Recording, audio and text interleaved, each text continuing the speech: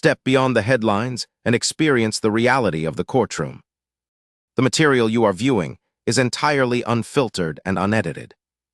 This is raw, documented footage from the front lines of justice, bringing you face to face with the unyielding truth. Ma'am, whose vehicle is this? It's mine. I live here. This is my home. And what exactly are you doing in this neighborhood? I just returned from work. I'm a judge. A judge? Right. I'm recording this. Put the phone away, now. It was supposed to be a quiet Tuesday evening. The kind of evening where you come home from work, pull into your own garage, and forget about the stress of the day. But for one woman, that simple act of arriving home would trigger a chain of events so shocking, so outrageous, that it would end careers, destroy lives, and expose a pattern of racism that had been hiding in plain sight for years. Before we dive into this incredible story, let me know where you're watching from in the comments below. And if you haven't already, please hit that subscribe button, because what unfolds next will leave you absolutely speechless. Trust me, you won't want to miss how this story develops. The woman at the center of this storm was Judge Diane Crawford, a 52-year-old federal judge who had dedicated her entire career to upholding justice and protecting constitutional rights. She lived in an upscale neighborhood in the suburbs, the kind of place where people knew their neighbors and children rode bicycles on tree-lined streets.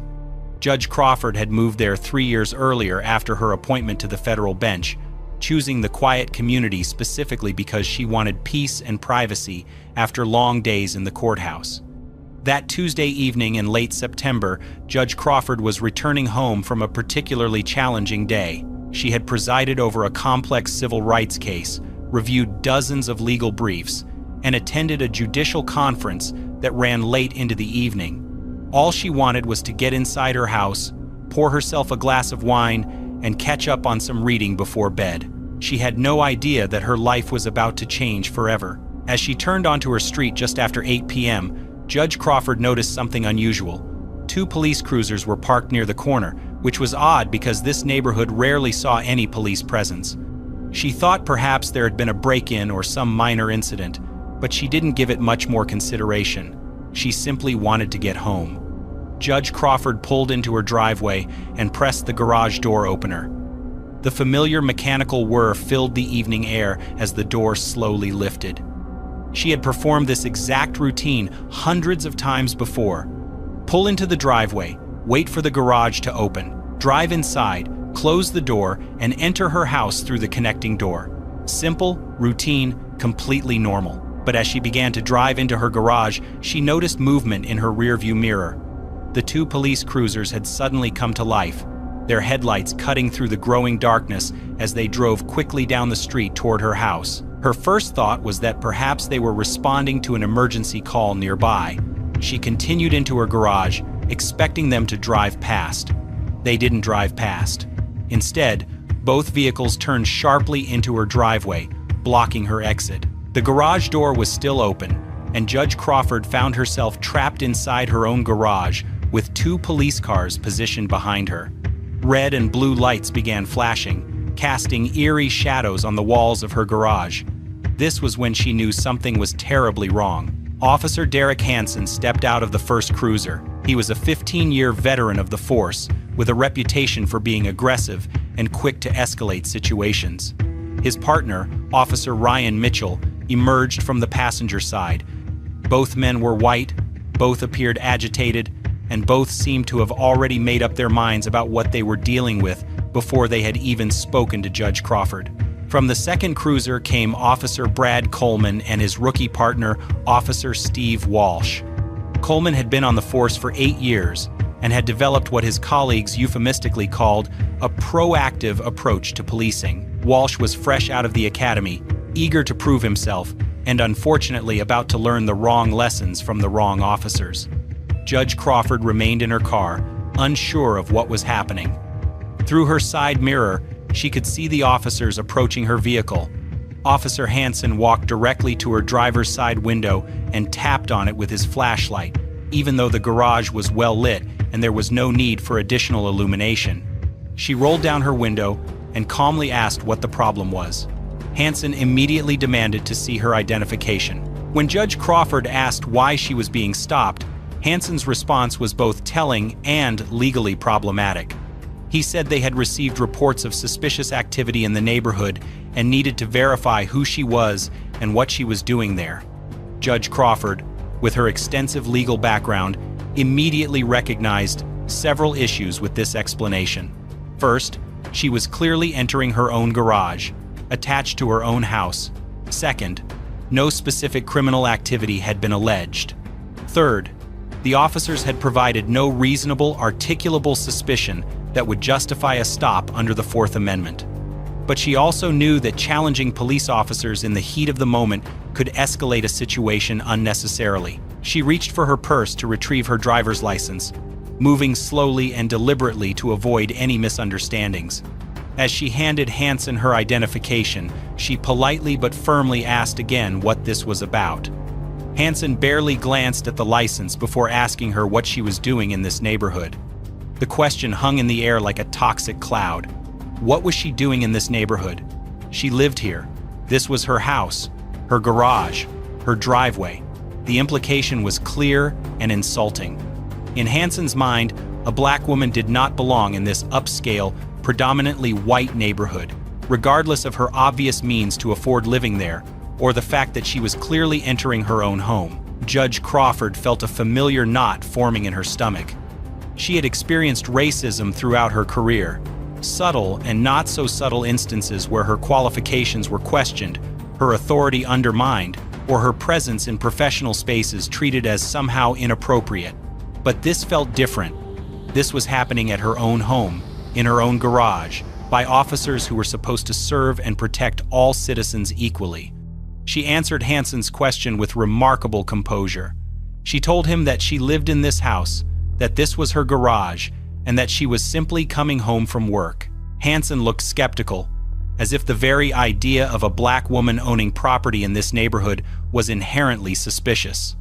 Officer Mitchell, Hansen's partner, walked around to the passenger side of Judge Crawford's car and peered inside, using his flashlight to examine the interior. He asked her to step out of the vehicle. Judge Crawford asked why this was necessary, pointing out that she had provided identification and explained that she was at her own home. Hansen's response revealed the true nature of what was happening. He said that they needed to verify her story because there had been break-ins in the area recently, and her presence here late at night fit the profile of someone who might be casing houses for future burglaries. Let me pause here for a moment. Have you ever experienced or witnessed something like this? Type yes in the comments if you have, because what happened next would test every ounce of Judge Crawford's legal training and personal restraint.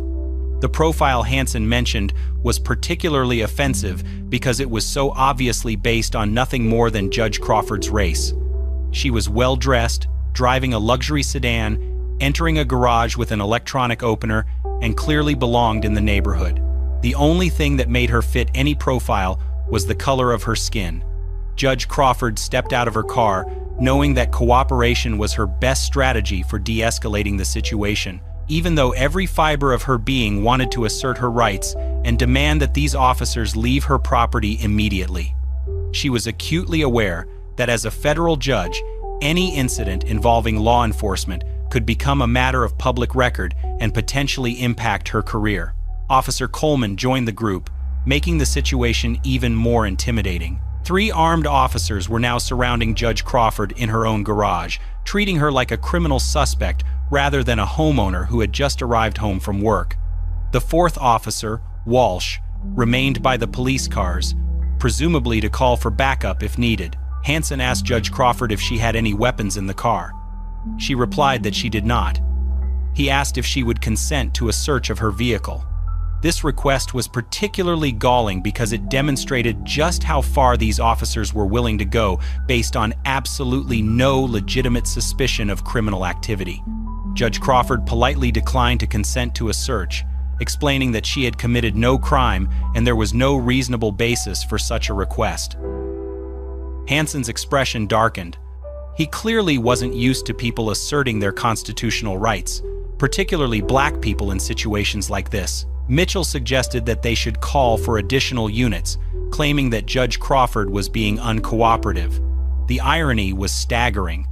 A federal judge, standing in her own garage, being accused of uncooperativeness for declining to waive her Fourth Amendment rights against unreasonable searches. What happened next would transform this from a case of racial profiling into something far more serious, with consequences that would reverberate through the entire police department and ultimately cost multiple officers their careers. But the officers had no idea who they were dealing with, and Judge Crawford was about to make a decision that would change everything. The tension in that garage was reaching a breaking point, and neither side was backing down. What these officers didn't realize was that they had just made the worst mistake of their professional lives, targeting someone who not only understood the law better than they did, but who had the power and knowledge to ensure that justice would be served.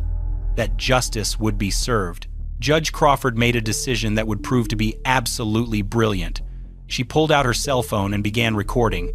She didn't hide it or try to be sneaky about it. She held the phone up clearly, making sure the camera captured all 4 officers and the entire interaction. The moment that camera came out, everything changed. Officer Hansen immediately demanded that she stop recording. Judge Crawford calmly explained that she had every legal right to record police officers performing their duties in a public space. Hansen stepped closer, his voice rising as he ordered her to put the phone away. She did not comply. She kept recording, her voice steady and professional as she narrated what was happening. This is when the officers made their second catastrophic mistake. Instead of recognizing that they had overstepped and backing away from the situation, they doubled down. Coleman moved to block the camera angle, while Mitchell positioned himself near Judge Crawford's car as if preparing to search it anyway. Judge Crawford spoke directly into the camera, clearly stating the date, time, and location. She identified herself only as a homeowner who was being detained without cause in her own garage. She described each officer's actions and their badge numbers, which were clearly visible on their uniforms. Her legal training was evident in how methodically she documented everything. Hansen grew increasingly agitated by her calm, professional demeanor. He seemed to expect fear or submission, but instead faced someone who understood her rights better than he understood his own authority. He threatened to arrest her for obstruction of justice. Judge Crawford asked him to specify exactly what justice she was obstructing by standing in her own garage and exercising her constitutional rights. The question hung in the air because Hansen had no good answer. There was no investigation being obstructed, no crime being prevented, no legitimate law enforcement purpose being served. They were simply harassing a black woman for having the audacity to exist in an upscale neighborhood. Officer Walsh, the rookie, looked increasingly uncomfortable as the situation escalated.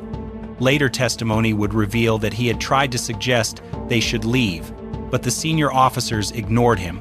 This was supposed to be a learning experience for the new officer, but he was learning all the wrong lessons about policing. Mitchell made the third devastating mistake of the evening. He reached for Judge Crawford's phone, attempting to grab it from her hands.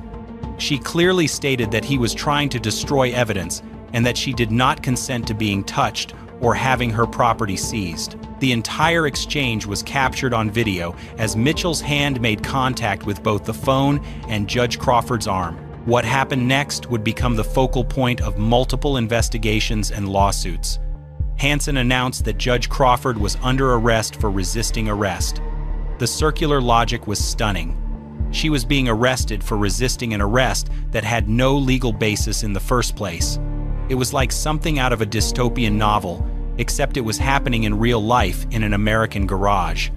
As Hansen moved to handcuff Judge Crawford, she made one final attempt to resolve the situation peacefully. She told the officers that she was a federal judge, thinking that this revelation might bring some sanity to the proceedings.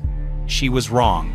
Hansen accused her of lying and impersonating a federal official, adding another charge to his growing list of false accusations. Judge Crawford was handcuffed in her own garage, while her cell phone continued recording from where it had fallen when Mitchell grabbed it.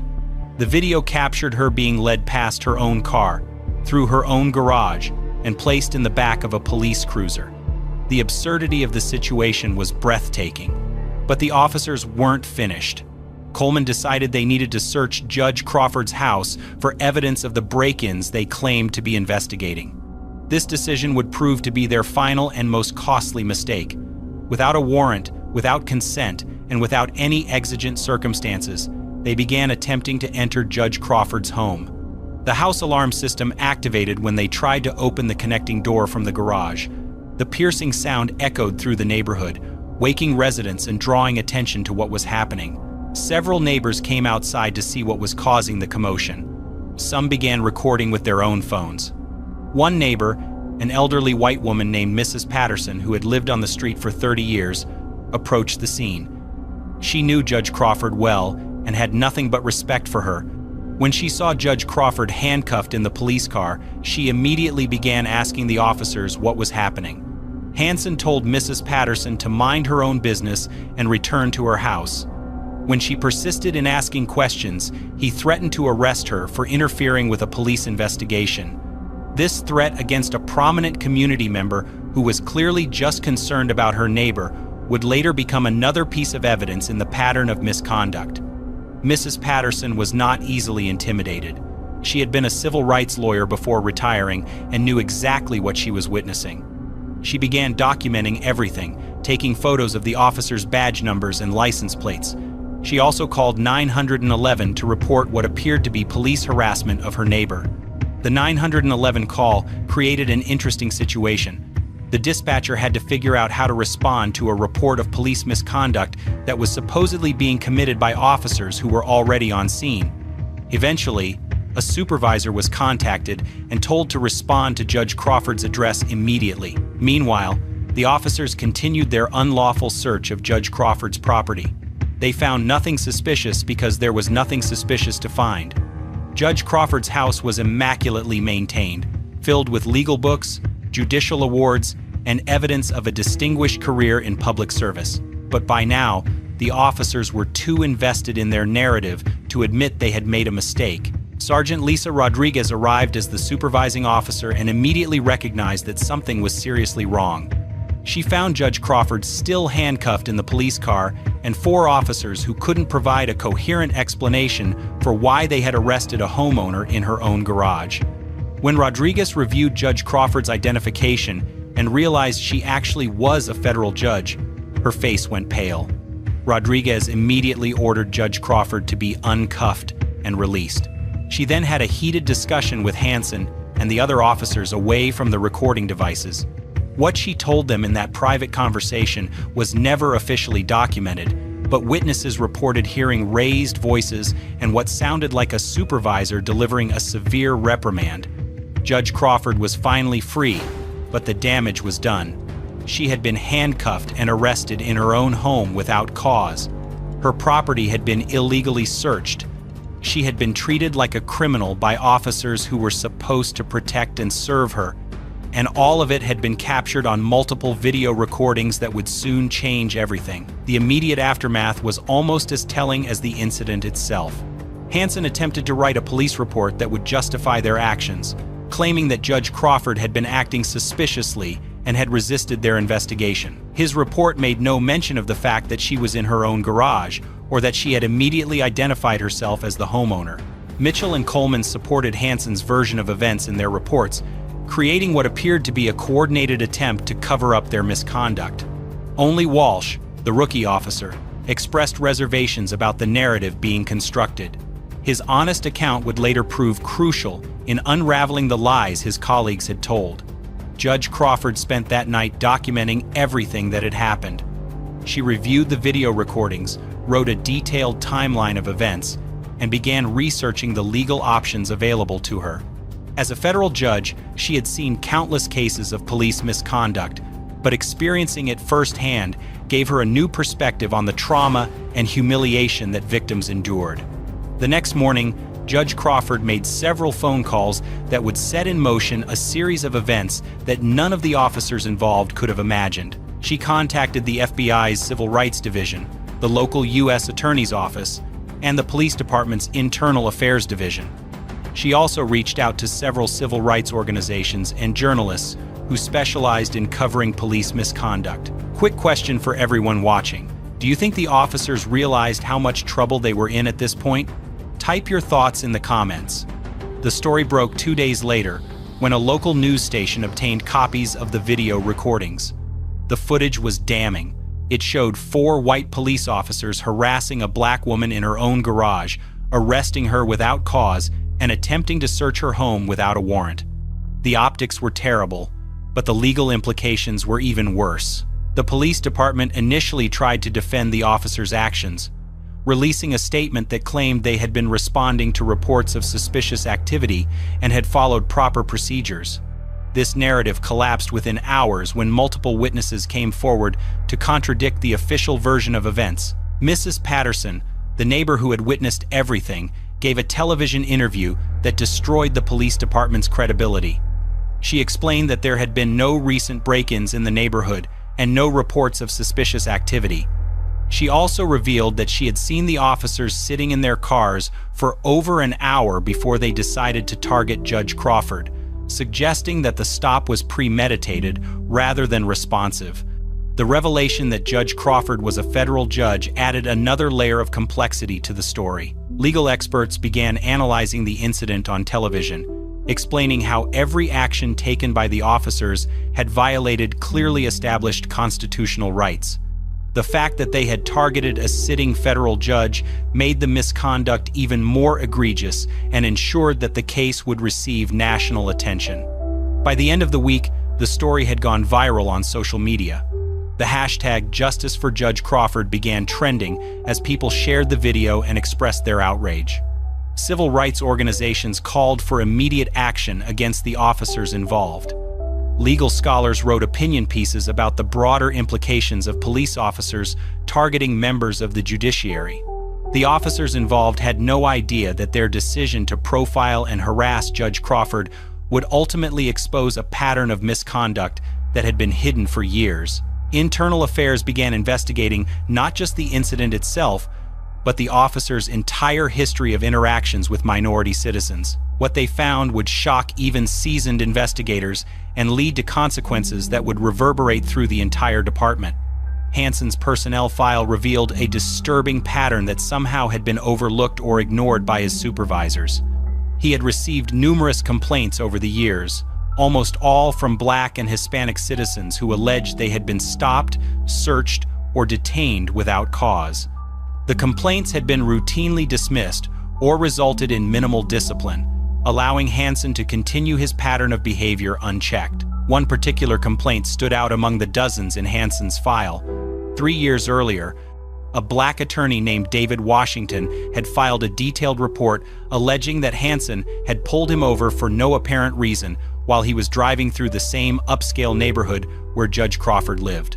Washington claimed that Hansen had searched his car, questioned his right to be in the area, and made several racially charged comments during the encounter. The complaint had been investigated by Hansen's direct supervisor at the time, Lieutenant Mark Stevens, who concluded that Washington's allegations were unsubstantiated.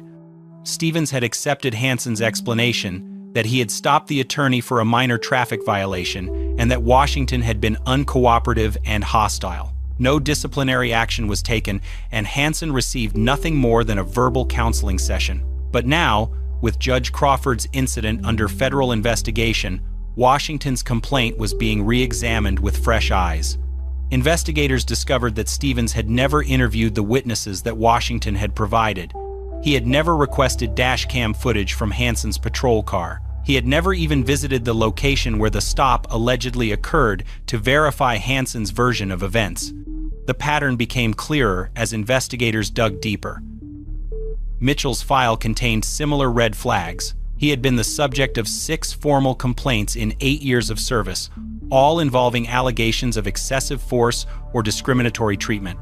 Like Hansen, he had managed to avoid serious consequences because supervisors had consistently given him the benefit of the doubt when his word was pitted against that of minority complainants. Coleman's record was perhaps the most disturbing of all. Despite having only 8 years on the force, he had accumulated more complaints than officers with twice his experience.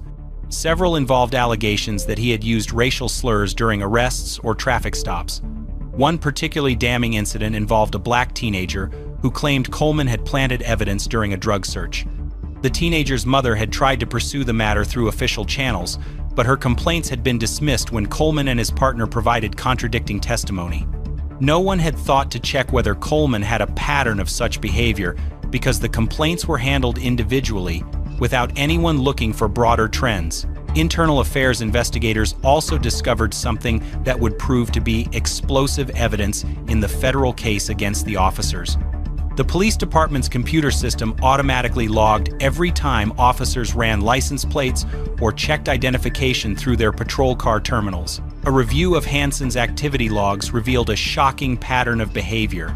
Over the past 2 years, Hansen had run license plate checks on vehicles parked in upscale neighborhoods at a rate far exceeding any legitimate law enforcement purpose.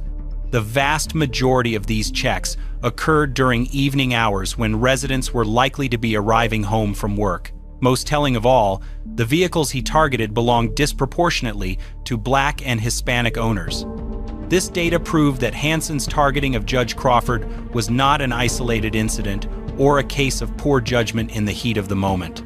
It was part of a systematic pattern of racial profiling that he had been conducting for years. He had been essentially hunting for opportunities to harass minority residents in affluent neighborhoods. The revelation sent shockwaves through the police department's leadership.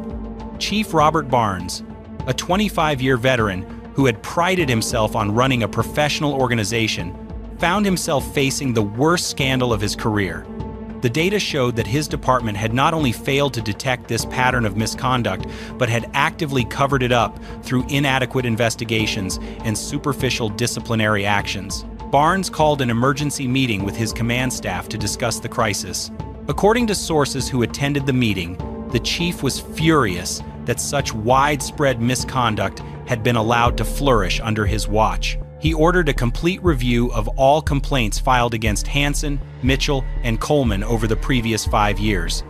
The review uncovered 43 separate complaints against the 3 officers combined. When investigators reached out to the complainants, they found that many had given up on the official process after their initial reports were dismissed or inadequately investigated. Several said they had evidence to support their claims, but had never been asked to provide it. Maria Gonzalez, a nurse who lived 2 blocks from Judge Crawford, had filed a complaint against Coleman 18 months earlier. She alleged that he had stopped her while she was jogging through her own neighborhood, demanded to see identification, and questioned whether she had permission to be in the area.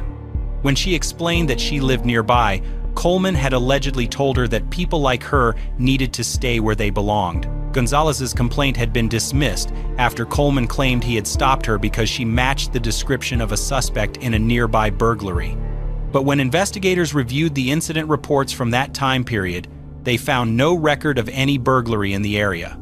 Coleman had apparently fabricated the entire justification for the stop. The federal investigation moved quickly once the FBI became involved. Special Agent Rebecca Morrison, who specialized in civil rights violations by law enforcement officers, was assigned to lead the case. Morrison had prosecuted dozens of similar cases across the country and immediately recognized the severity of what had happened to Judge Crawford. Morrison's team began by conducting a comprehensive review of all available evidence. They analyzed the video recordings frame by frame, interviewed every witness, and subpoenaed all relevant police records. They also began reaching out to other potential victims who might have been targeted by the same officers. The legal strategy was clear from the beginning. Morrison intended to prove that the officers had violated Judge Crawford's civil rights under federal law, specifically Title 18, Section 242 of the United States Code, which makes it a crime for anyone acting under color of law to willfully deprive a person of rights protected by the Constitution. The charges against Hansen, Mitchell, and Coleman would be severe. Each officer faced potential federal felony convictions that could result in significant prison time. Hansen, as the lead officer who had initiated the stop and made the arrest, faced the most serious exposure. His actions could potentially result in a 10-year federal sentence if prosecutors could prove that his conduct was willful and that he had intended to violate Judge Crawford's rights. But the federal investigation was just one part of the legal storm that was gathering around the officers. Judge Crawford had also filed a civil lawsuit against the officers individually and the police department as a whole. Her legal team, led by prominent civil rights attorney Jonathan Pierce, was preparing a case that could result in millions of dollars in damages. Pierce had handled numerous high-profile police misconduct cases and knew exactly how to build a compelling argument for both compensatory and punitive damages. Judge Crawford's status as a federal judge would make her a particularly sympathetic plaintiff, and the video evidence was so clear that defending the officers' actions would be virtually impossible. The civil case would focus on several key legal theories. First, that the officers had violated Judge Crawford's Fourth Amendment rights by stopping, detaining, and arresting her without reasonable suspicion or probable cause. Second, that they had violated her 14th Amendment rights by targeting her based on her race. Third, that the police department had failed to properly train and supervise its officers, creating an environment where such misconduct could flourish. Pierce's team also planned to introduce evidence of the pattern of misconduct by all three officers, showing that Judge Crawford's experience was part of a broader practice of racial profiling. The discovery process would allow them to examine years of police records, complaint files, and training materials to build their case. The police union initially tried to defend the officers, claiming they had been following standard procedures and had made reasonable decisions based on the information available to them at the time.